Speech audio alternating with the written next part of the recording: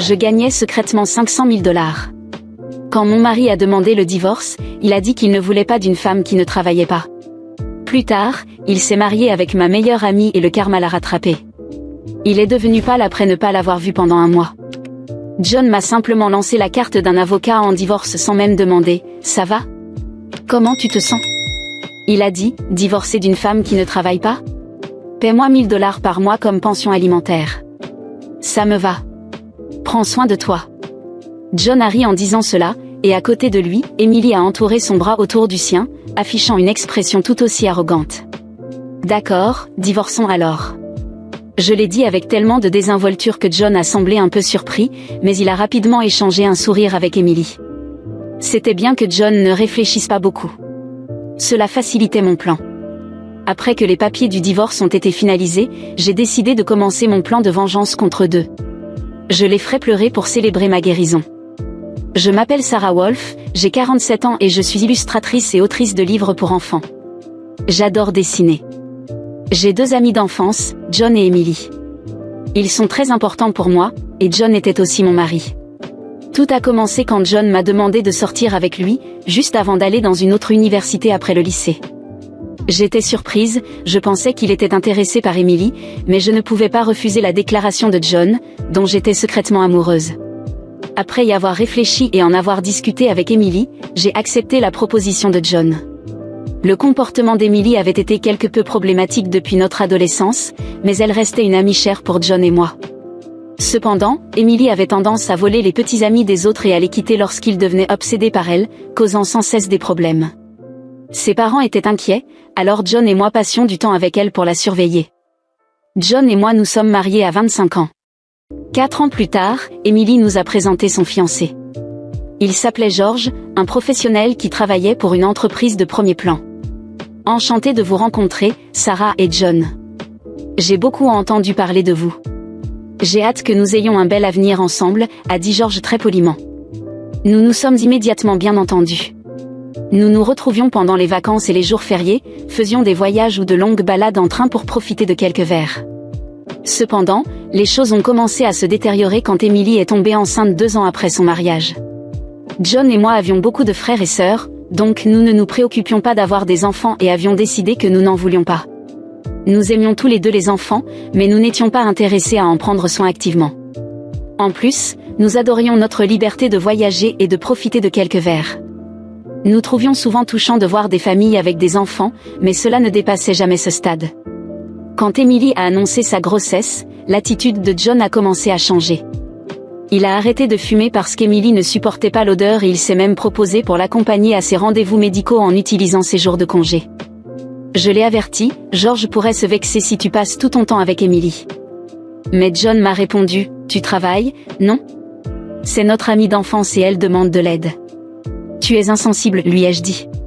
J'achète des choses et j'aide comme je peux, mais l'accompagner chez le gynécologue, c'est franchir une ligne. Quand je lui ai dit cela, John a froncé les sourcils et m'a lancé un regard désapprobateur. Pourquoi ? Parce qu'Emily le veut ? Non, elle dit qu'elle est anxieuse pour le rendez-vous. Je ne peux pas la laisser y aller seule, a dit John. Si elle est anxieuse, George devrait l'accompagner, tu ne crois pas, ai-je répondu.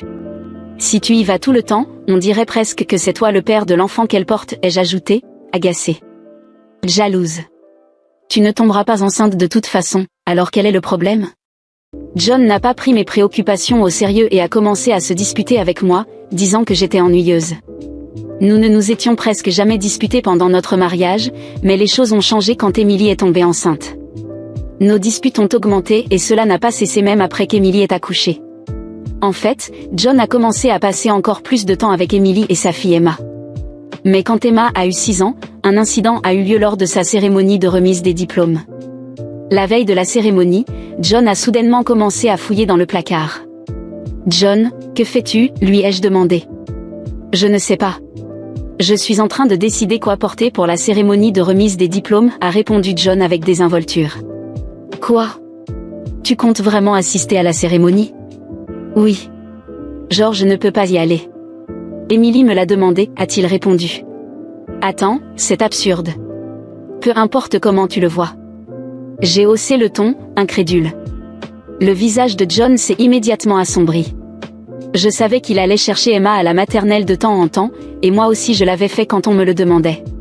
Cependant, c'était absurde qu'un ami d'enfance, qui n'était même pas le père biologique, assiste à la cérémonie de remise des diplômes. Tu doutes encore de moi et d'Emily ? Je suis déçu que tu ne puisses même pas l'aider, a dit John. Ce n'est pas la question.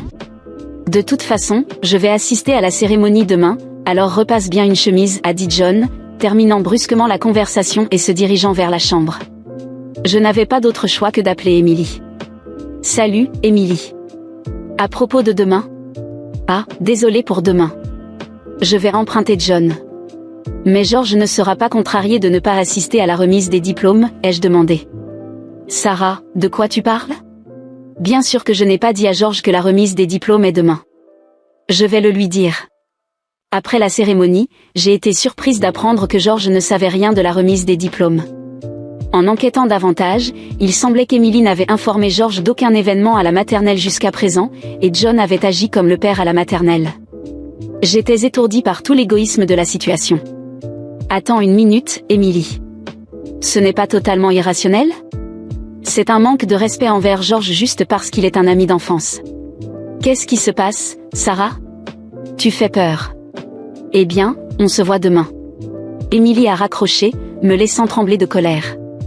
Néanmoins, à la fin, j'ai repassé la chemise de John, préparé sa cravate, le lendemain matin, je l'ai vu partir pour la cérémonie de remise des diplômes d'Emma. Depuis, Emily et John ont commencé à sortir plus fréquemment, une fois par mois, puis une fois par semaine, puis 3 fois par semaine. Finalement, même George a commencé à avoir des soupçons. Un jour, pendant que John et Emily étaient sortis, George est venu seul chez nous. Désolé de te rendre visite si tard. Il y a quelque chose qui me tracasse, a commencé George. C'est à propos de deux, ai-je demandé. Oui, j'aimerais que tu vois ceci, a dit George en me montrant l'historique GPS qu'il avait installé dans la voiture d'Emily.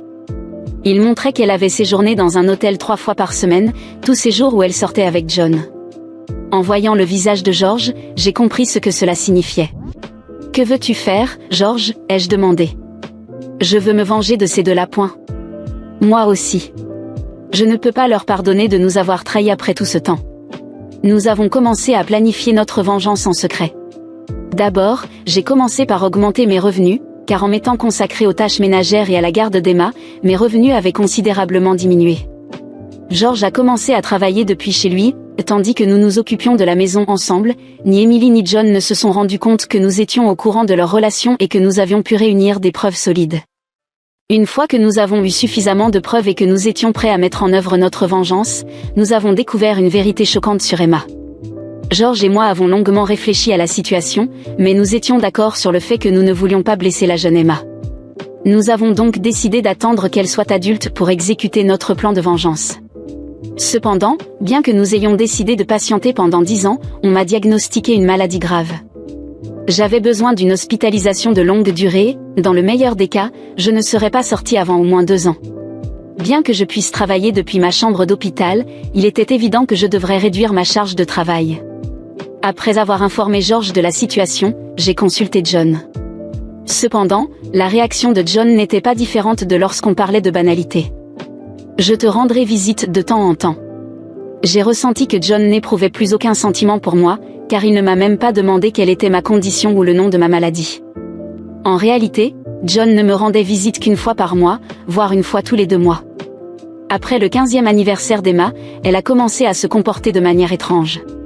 Bien qu'elle ait l'habitude de venir me voir presque tous les jours juste après mon hospitalisation, elle est devenue distante après son anniversaire. Cependant, ni George ni moi ne pouvions comprendre pourquoi et nous étions déconcertés. Même lorsque nous avons interrogé Emma, elle n'a dit que « ne t'inquiète pas pour ça ». Finalement, nous avons découvert la raison grâce à John, qui apparaissait rarement. Et, ça fait un moment. John, qui avait complètement changé de style pour un look extravagant, est entré sans même frapper à la porte.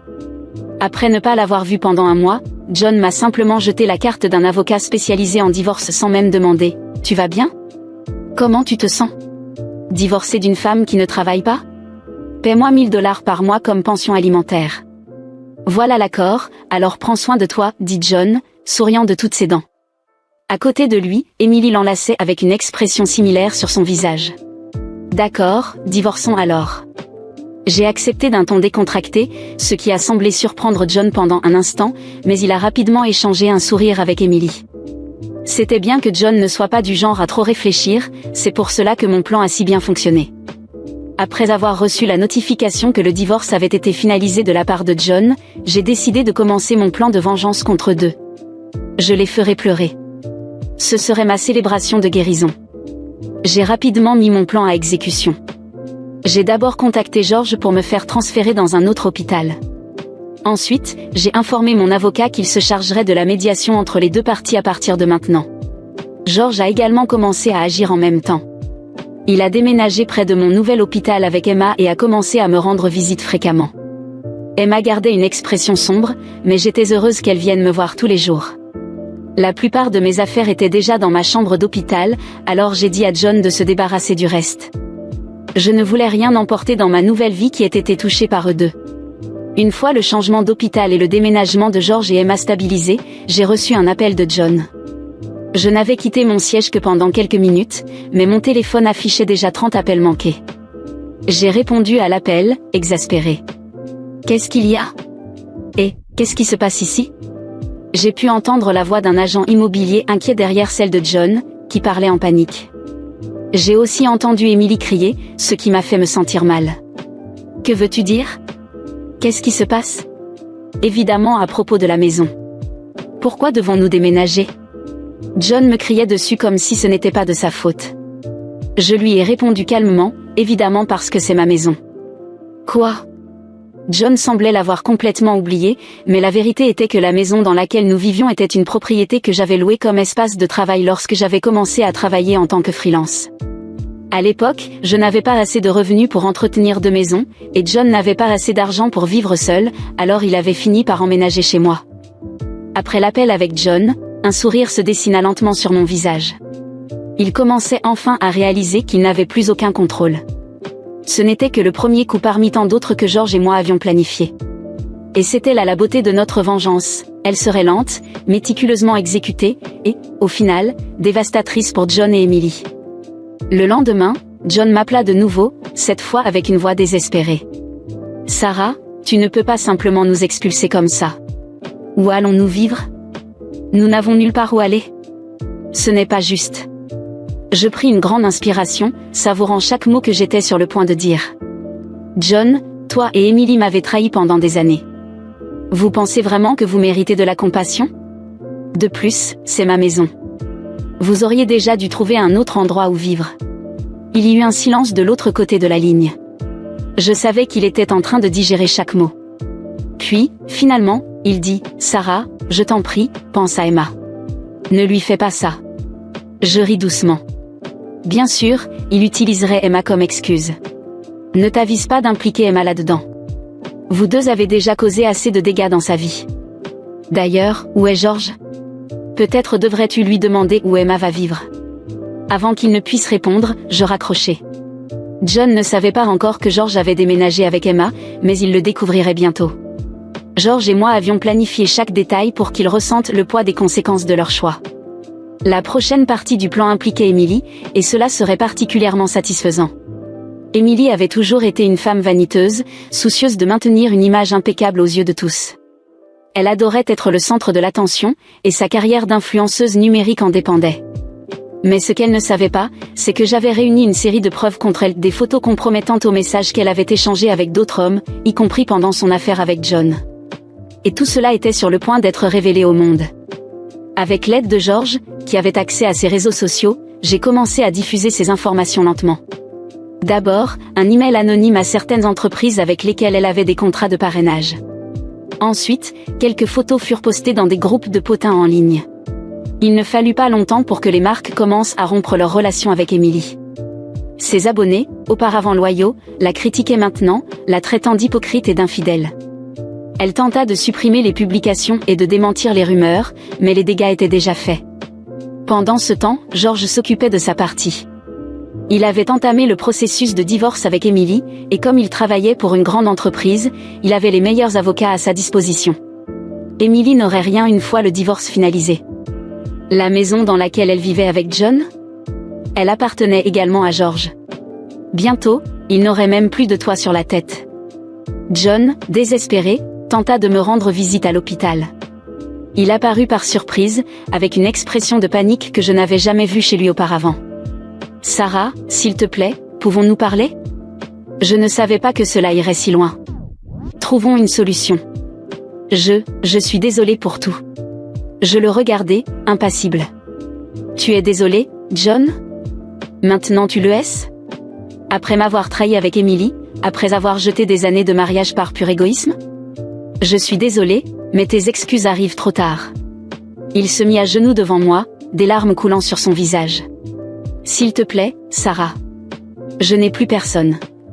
Emily est ruinée, et moi, je ne sais pas quoi faire. » C'était la scène que j'avais imaginée tant de fois. John, l'homme arrogant que j'avais autrefois cru aimer, maintenant à mes pieds, me suppliant de lui pardonner. Et moi ? Je ne ressentais rien d'autre que de la satisfaction. « Lève-toi, John. C'est pathétique de te voir comme ça. » Mon ton était froid et contrôlé. « Tu mérites chaque seconde de ce qui t'arrive. Et sache que ce n'est pas encore fini. » Dans les jours qui suivirent, je continuai à observer de loin la vie de John et Emily s'effondrer. Ils perdirent leur maison, leur réputation, et finalement, l'un l'autre. Emily, sans argent et sans amis, fut obligée de retourner chez ses parents, qui étaient déjà fatigués de ses manipulations. John, quant à lui, était complètement seul. George s'assura qu'il ne garderait rien non plus lors du divorce. Pendant ce temps, ma guérison progressait lentement. Chaque visite de George et Emma à l'hôpital m'apportait un réconfort inattendu. Emma, bien qu'encore jeune, commença à s'ouvrir davantage à moi, et nos conversations devinrent l'un des rares moments de paix au milieu de la tempête. George et moi, qui n'étions initialement que des alliés dans la vengeance, nous rapprochâmes de plus en plus. Avec le temps, je réalisais que ce que je ressentais pour lui allait bien au-delà de la simple gratitude. Une nuit, alors que nous étions assis à l'hôpital, George prit ma main et me regarda dans les yeux. « Sarah, je ne peux pas imaginer comment j'aurais traversé tout cela sans toi. Et maintenant, je sens qu'il y a quelque chose de plus entre nous. » Je souris.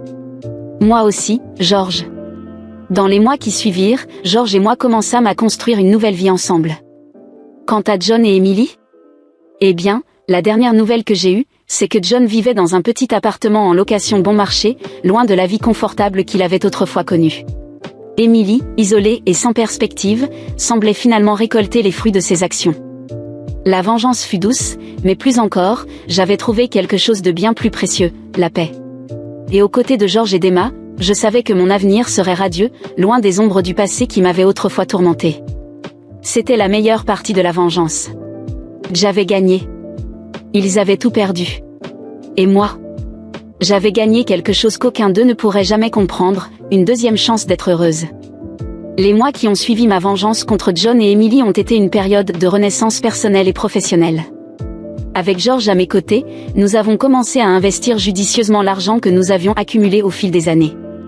J'avais déjà une base financière solide grâce à mon travail d'illustratrice et d'auteur de livres pour enfants, mais avec les conseils et l'expertise de George dans le monde des affaires, nous avons réussi à nous développer encore plus. Nous avons investi dans l'immobilier, acheté des actions et même ouvert une petite entreprise de design numérique que j'avais toujours rêvé de créer. Rapidement, nos efforts ont commencé à porter leurs fruits. Nos finances ont cru de manière exponentielle, en quelques mois, nous vivions dans un confort que je n'aurais jamais imaginé. Ma santé, qui au départ semblait un obstacle, a commencé à s'améliorer. Les visites constantes à l'hôpital ont diminué, finalement, j'ai été autorisée à sortir. George et moi avons emménagé dans une maison spacieuse et moderne, entourée de jardins, avec suffisamment d'espace pour qu'Emma puisse jouer et grandir librement. Notre vie était paisible, remplie de voyages, de dîners avec des amis et d'une routine qui, pour beaucoup, représentait le summum du bonheur. Mais, comme on dit, la véritable paix est rarement éternelle. John et Emily, même après avoir détruit leur propre vie, ne pouvaient accepter que j'aie surmonté l'épreuve et prospéré. Ils ont commencé à répandre des rumeurs. D'abord, des chuchotements discrets dans de petits cercles sociaux, insinuant que j'avais volé de l'argent à John pendant notre mariage. Ensuite, ils ont commencé à parler mal de moi sur les réseaux sociaux, prétendant que j'avais manipulé George pour obtenir des avantages financiers et en déformant même les faits concernant notre longue amitié. Les attaques se sont intensifiées. Des personnes proches, qui me soutenaient autrefois, ont commencé à me poser des questions. Des commentaires sarcastiques et malveillants ont commencé à apparaître sous mes publications, et les murmures sont devenus des manchettes dans des groupes de commérage en ligne. Emily, toujours obsédée par son image publique, semblait déterminée à me faire passer pour la méchante, bien qu'elle savait parfaitement que tout ce que j'avais fait était une réponse juste à la trahison qu'elle et John m'avaient infligée. Au début, j'ai essayé d'ignorer. George me rassurait en me disant que ceux qui comptaient vraiment connaissaient la vérité. Mais les mensonges ont commencé à se propager plus rapidement que je ne l'imaginais. Des personnes que je n'avais pas vues depuis des années ont commencé à m'envoyer des messages pour me poser des questions sur les rumeurs, certains de mes clients ont commencé à se montrer plus réservés, et j'ai vite réalisé que le silence ne serait pas suffisant pour gérer la situation. C'est alors que j'ai décidé d'agir. Contrairement à John et Emily, j'avais toujours été transparente sur ce qui se passait dans ma vie. Et, tout au long du processus de trahison et de divorce, j'avais documenté chaque étape. J'avais des messages, des emails, des photos et des vidéos qui prouvaient tout, la trahison, les visites de John à l'hôpital où j'étais, l'abandon émotionnel, surtout, les manipulations d'Emily. Un jour, après des semaines à observer les attaques s'accumuler, j'ai décidé qu'il était temps de répondre publiquement.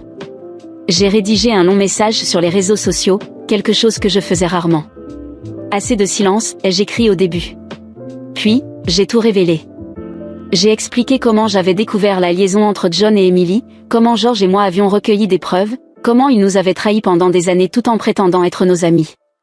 J'ai détaillé le divorce et le plan de vengeance, mais, surtout, j'ai partagé les preuves. J'ai publié des captures d'écran de conversation, des photos de John et Emily sortant d'hôtel, des emails qui prouvaient qu'ils savaient exactement ce qu'ils faisaient. Chaque morceau d'information était une bombe qui détruisait un mensonge qu'ils avaient raconté. Et à la fin, j'ai dit quelque chose qui me rongeait depuis longtemps, ils ont essayé de me détruire, mais ils ont échoué. Maintenant que je suis en paix, prospérant avec ma famille et heureuse, ils continuent de tenter de me diffamer. Mais la vérité, elle, a toujours été à mes côtés. Le message est devenu viral en quelques heures. Des personnes qui autrefois me regardaient avec méfiance ont commencé à m'envoyer des messages de soutien. Des amis qui s'étaient éloignés sont revenus me voir, s'excusant d'avoir cru aux mensonges. Des clients, qui étaient restés silencieux, ont commencé à m'envoyer de nouveaux contrats, louant mon courage et ma résilience. La vérité, finalement, avait éclaté au grand jour. J'aimerais pouvoir dire que cela a mis fin à l'histoire une fois pour toutes, mais John et Emily n'ont pas abandonné si facilement. Même après avoir été publiquement démasqués, ils ont continué à chercher des moyens de retourner la situation. Emily, manipulatrice comme toujours, a essayé de se présenter comme une victime, affirmant que mes révélations étaient cruelles et inutiles. Elle veut juste détruire ma vie, disait-elle dans des vidéos qu'elle publiait sur les réseaux sociaux, avec des larmes forcées et des mots de pitié. John, de son côté, a commencé à répandre des rumeurs selon lesquelles George et moi étions ensemble avant même le divorce, insinuant que je l'avais trompé et que, par conséquent, il était la véritable victime. C'était pathétique de voir la tentative désespérée de deux traîtres essayant d'inverser la situation. Mais le public avait déjà vu la vérité, et, peu importe leurs efforts, John et Emily ne pouvaient pas effacer les preuves irréfutables que j'avais partagées. Ce qui me révoltait le plus, cependant, c'était leur persistance à essayer de maintenir une fausse supériorité, même au fond du gouffre. Ils avaient tout perdu, la maison, la réputation, finalement, même le respect des quelques amis qui leur restaient. Et pourtant, ils ne pouvaient pas accepter que leurs actions les aient conduits à la ruine. Ils voulaient m'entraîner vers le bas, me blâmer pour leurs échecs. Mais je ne céderai pas. George et moi avons continué à grandir, à la fois financièrement et émotionnellement. Nos investissements prospéraient, notre relation s'épanouissait, et Emma, qui était maintenant plus âgée, nous accompagnait dans toutes nos aventures. Nous construisions un avenir que John et Emily ne pourraient jamais imaginer. Pendant qu'ils s'enfonçaient dans leurs propres mensonges et leur autocomplaisance, je vivais la vie que j'avais toujours méritée, entourée de personnes qui m'aimaient et me respectaient réellement. La vérité est que certaines personnes ne peuvent tout simplement pas supporter le succès des autres. John et Emily étaient comme ça. Même des mois après avoir été exposés, ils continuaient à essayer de me salir, refusant d'accepter la responsabilité de leurs propres actions. Mais je n'allais pas perdre une seconde de plus de ma vie avec eux. J'avais gagné, et ils le savaient. Au final, la plus grande punition pour John et Emily n'était pas ce que je leur avais fait, mais le fait que, peu importe ce qu'ils essayaient, j'avais continué à grandir et à vivre heureuse. Et cela, plus que toute autre chose, était quelque chose qu'ils ne pourraient jamais supporter.